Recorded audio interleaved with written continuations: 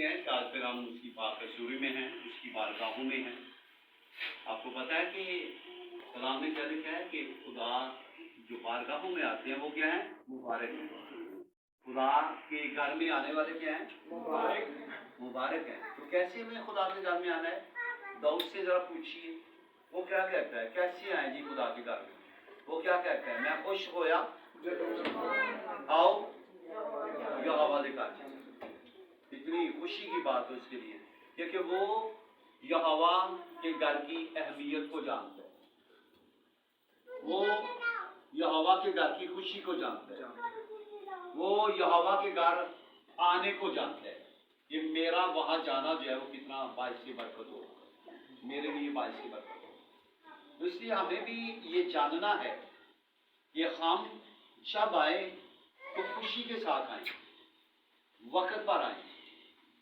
यूं ही आप खुदा के खादम को देख लें कि वो इलाका के अंदर आ गया है, आपको पता चल जाए, तो आए इस कलाम की इस तरह प्यासे हो जाए कि जिसका मरियम हुई थी, उसे सारे कामों को छोड़कर खुदा के कदमों में बैठना मुनासिब समझा, खुदा के कदमों में बैठने को अहमियत दी कि मुझे खुदा के कदमों में बैठना है और बरकत लेनी है। इसलिए तो मसीह खुदावंद ने मार्था से कहा कि मरियम ने अच्छा हिस्सा चुन लिया, ये कोई उससे छीन नहीं सकता। ये अच्छा हिस्सा है। यहाँ पर आना आप अच्छे हिस्से के लिए आते हैं, तो अच्छा है कि हम अच्छे हिस्से को लेने के लिए खुशी के साथ खुदा के घर में आए। जब अच्छे हिस्से की बात होती है तो लोग खुशी के साथ जाते हैं, ठीक है। जब अच्छी चीज की बात होती है तो लोग खुशी से उस जगह पे जाते हैं, उस चीज को हासिल करने के लिए खुशी के साथ। आमीन। आज हमने भी ऐसे ही करना है कि जब खुदा की घर की आवाज हमारे कानों में पड़े, कोई कहे कि आओ इबादत करें, खुदा के घर में आए, तो आपने देर किए बगैर आपने उसी वक्त खुदा के घर में आ जाना। खुदा के घर की बरकत को समझें, जब समझेंगे तो हम आएंगे। जो नहीं आते वो समझते नहीं है खुदा के घर में आना कितना मुबारक है। तो आज हम देखेंगे कलाम खुदा में से मुकाशफा की किताब, यूहन्ना अर्थ का मुकाशफा, उसका पहला बार। मुकाशफा का मतलब है पर्दा हटाना, किसी चीज को खोल देना, ओपन कर देना, वाजिया कर देना, इंकशाफ, कश्यप। कश्यप भी कई बेटियों का नाम होता है। तो कश्यप का मतलब है पर्दा हटाना, खोलना किसी बात। तो मुकाशफा के अंदर एक खूबसूरत बात खोली गई है, बताई गई है, पर्दा हटाया गया है। उसका पहला बाब, उसकी तीसरी आयत में लिखा है, इस नबूवत की किताब का पढ़ने वाला और उसके सुनने वाले और जो कुछ इसमें लिखा है उस पर अमल करने वाले मुबारक हैं, क्योंकि वक्त नजदीक है। खुदा इस कलाम के वसीले हमें बरकत दे। आमीन। सबके आमीन। तो यहाँ पर यूहन्ना आरफ, जिसने 3 खतूत लिखे, एक अंजील लिखी, खुदा ने इससे लिखवाई, और एक यूहन्ना आरफ का मुकाशफा, मुकाशफा की किताब। तो कितनी तहरीरें होंगी? कितनी किताबें होंगी? 5। 3 खत, एक अंजील और एक मुकाशफा। ठीक है, ये खुदा ने इससे खिदमत दी, खुदा ने इसके कलम में जोर रखा कि वो लिखे। ठीक है जी। तो यहाँ पर ये बात हमें मिलती है कि वो लिखता है, खुदा की रहनुमाई में, रूह कुद्दस की रहनुमाई में उसे ये मुकाशफा हुआ, उसने ये लिखा। क्या लिखा? कि इस नबूवत की किताब, इस नबूवत की, ठीक है, की किताब को पढ़ने वाला जो इस किताब को पढ़ता है, जो इसको सुनते हैं, और फिर तीसरा कदम क्या है? अमल करना, जो इस पर अमल करते हैं। पढ़ना, सुनना और अमल करना। फिर आप क्या ठहरेंगे? मुबारक। आज मुबारक ठहरना चाहते हैं, काफी लोग चाहते हैं मुबारक होना, ठीक है जी। क्योंकि मुबारक का मतलब क्या है? खुशकिस्मत, बाबरकत। जब इंसान के साथ ये लफ्ज आता है तो इसका मतलब जो है क्या है? सुनिए, मेरी तरफ देखें साहब, इसका क्या मतलब है?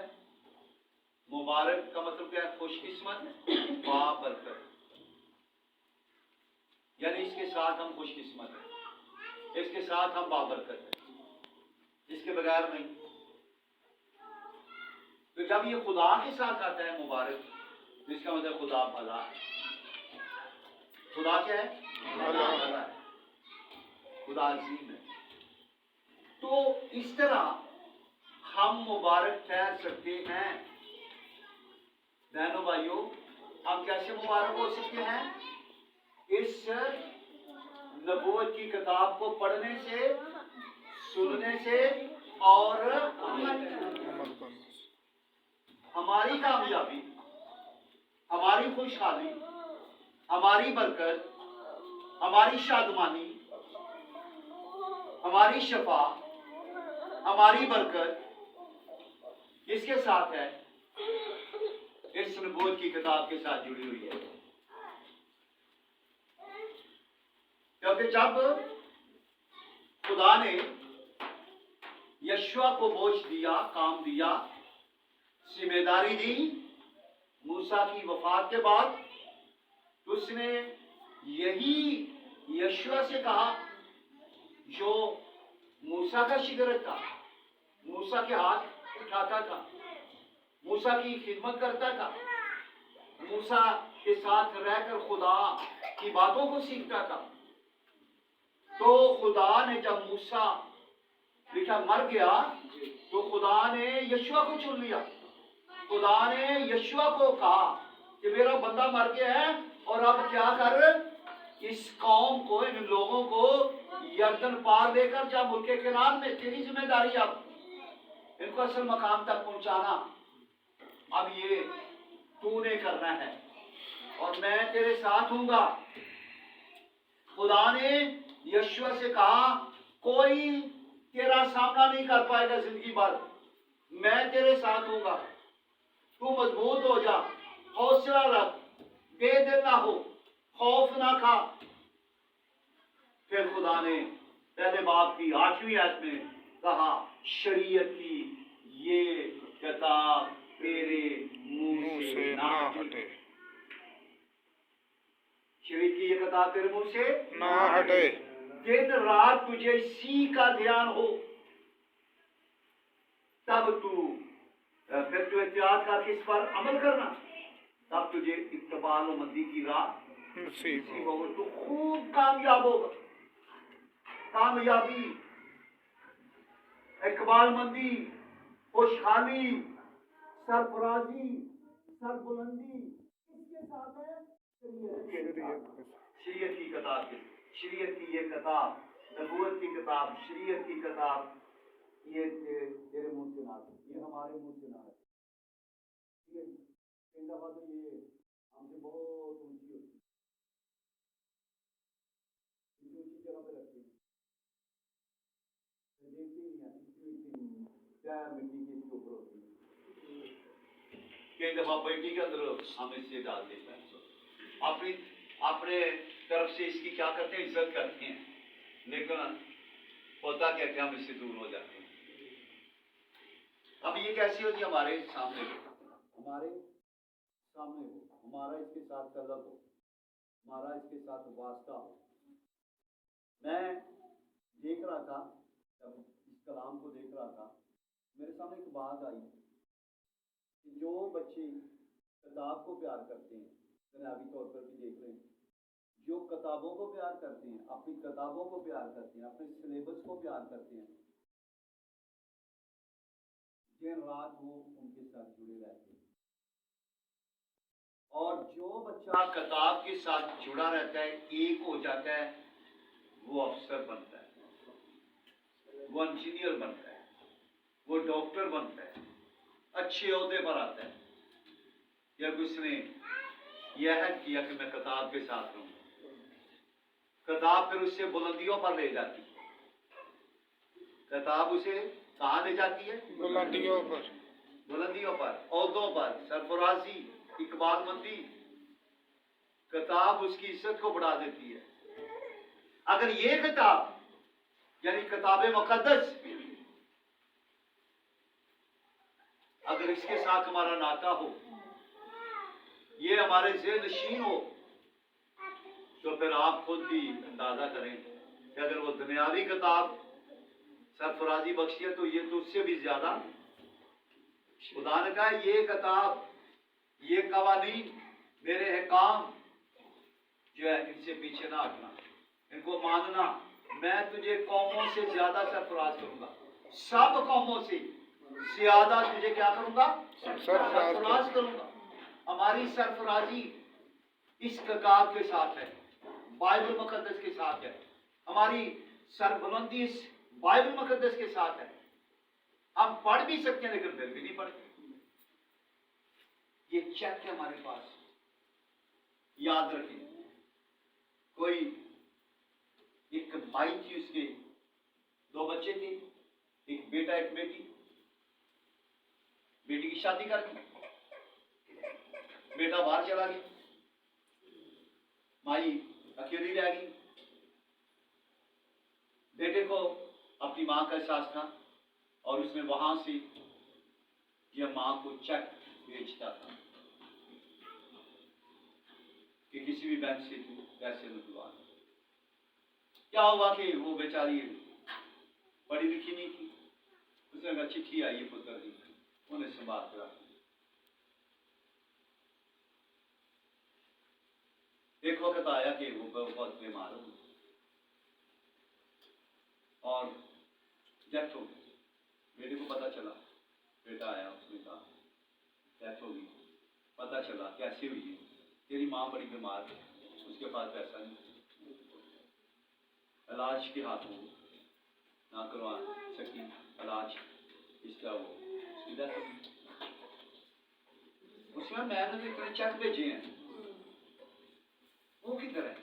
जब उसने एक दिन बक्सा अपना खोला तो उसके अंदर वो चेक पड़े।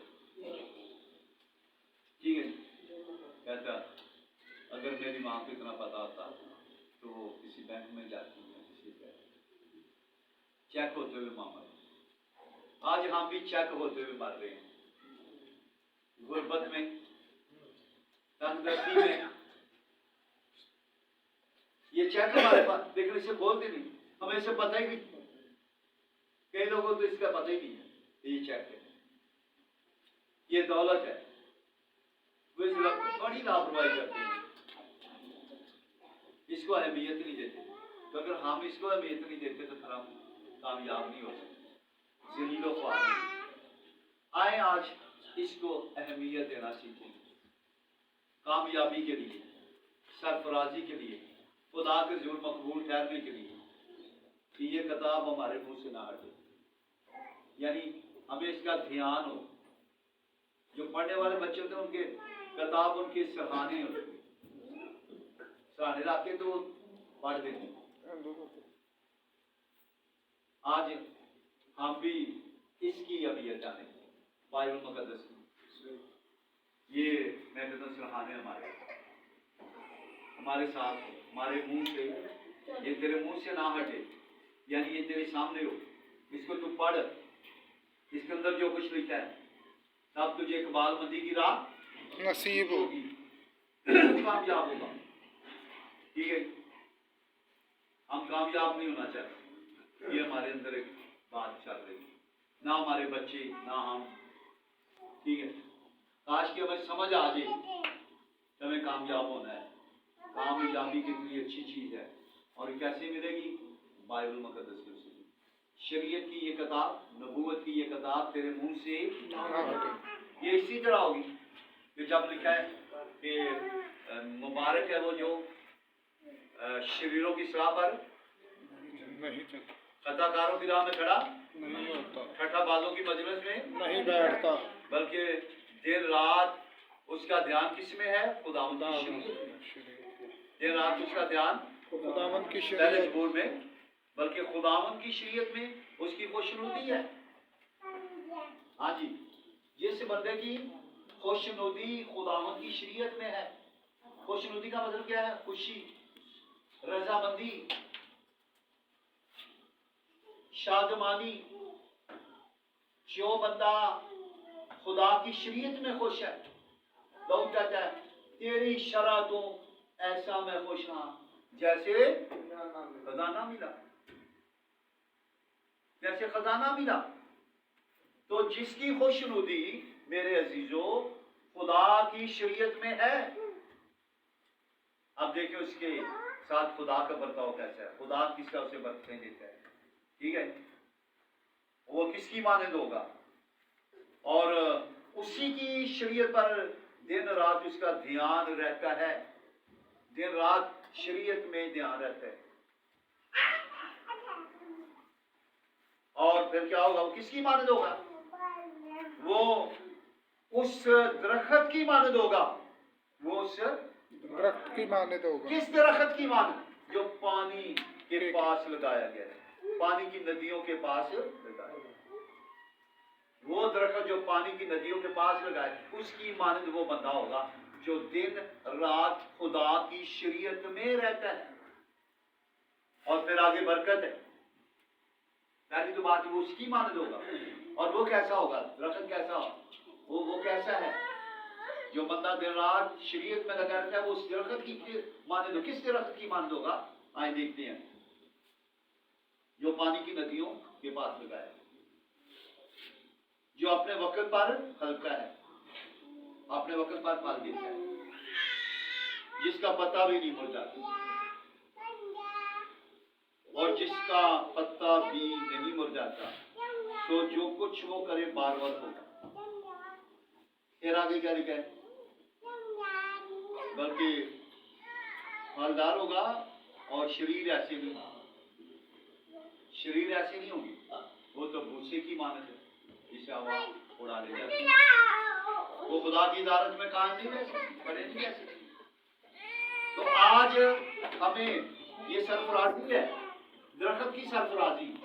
तो जो बंदा शरीयत में लगा रहेगा वो इस दरख्त की मानद होगा, फलेगा वक्त पर खुदा उससे उड़ा देगा, वक्त पर फलेगा, उसका पता नहीं मुड़ जाएगा। आज हमें क्या करना है मेरे अजीजों? हमें शरीयत की किताब के साथ ही अगर आप पढ़ सकते हैं तो जरूर इसे पढ़ें, अपने पास रखें, पढ़ना शुरू करें। जो सुनते हैं पढ़ते हैं वो मुबारक है। आज खुदा के जोर तौफीक मांगे कि खुदा में तौफीक दे, हम तेरे कलाम के साथ वैसे हम बरकत पा सके, ज़ीन नशीब करें, ताकि हमारी औलाद और हम हमारे घराने बरकत पाए। खुदा इस कलाम के वसीले हमें तौफीक दे कि हम शरीयत की और नबूवत की किताब के साथ मिले। हालेलुया। दुआ